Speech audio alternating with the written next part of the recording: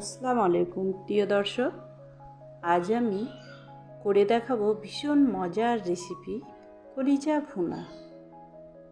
এর জন্য আমার এখানে লাগছে পেঁয়াজ কুচি, টমেটো কুচি, আর গুঁড়ো মশলায় আমি এখানে নিয়েছি মরিচ গুঁড়ো, হলুদ, লবণ, জিরে ভাজা আর গোটা গরম মশলা, তেজপাতা। এখানে আমি নিয়েছি আদা বাটা, রসুন বাটা, কাঁচা লঙ্কা বাটা। এখানে আমি নিয়েছি কাঁচা ধনে আর জিরে বাটা। এখানে আমার লাগছে 500 গ্রাম মতো কলিজা। এখানে আমি গরম জল দিয়ে একটা লেবু গোটা দিয়ে 5 মিনিট মতো ভিজিয়ে রেখে ভালো করে কেটে ধুয়ে পরিষ্কার করে নিয়েছি। এরপর আমি কড়াইয়ে সরষের তেল দিয়ে এটা কিন্তু রান্নাটা করব। এখানে আমি ফোড়ন করে নেব।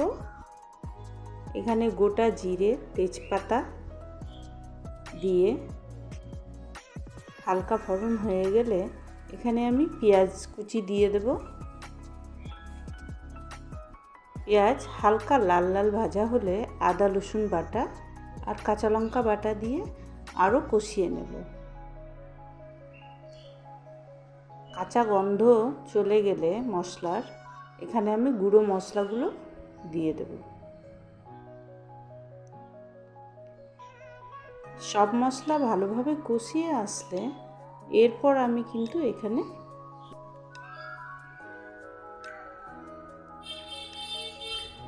আমি দিয়ে দিয়েছি কাঁচা জিরে ধনে বাটা। এরপর আমি টমেটো কুচি দিয়ে দেব। সব মশলাগুলো ভালোভাবে কষিয়ে আসলে এখানে আমি এবার দিয়ে দেব টক দই। টক দইটা আপনারা বুঝে দেবেন কতটা টক আছে ওই অনুযায়ী। এবার আমি মেটেগুলো দিয়ে দিলাম। মেটেগুলো দিয়ে ভালোভাবে কষানো হয়ে গেলে এখান থেকে কিছু জল বেরিয়ে আসবে। মেটে ভালোভাবে কষানো হয়ে গেলে তেল ফুটে আসবে। তারপর এখানে আমি এখানে গরম জল দিয়ে দেব। এখানে আপনারা গরম জলটা অবশ্যই ব্যবহার করবেন। আর এই রান্নাটা আপনাদের কেমন লাগলো আমাকে কমেন্ট করে জানাবেন। মেটে আমার কমপ্লিট হয়ে গেছে রান্না।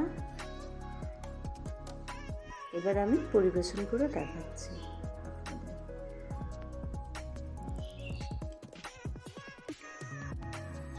রান্নাটি ভালো লাগলে অবশ্যই আমাকে কমেন্ট করে জানাবেন আর সাবস্ক্রাইব করবেন, লাইক করবেন।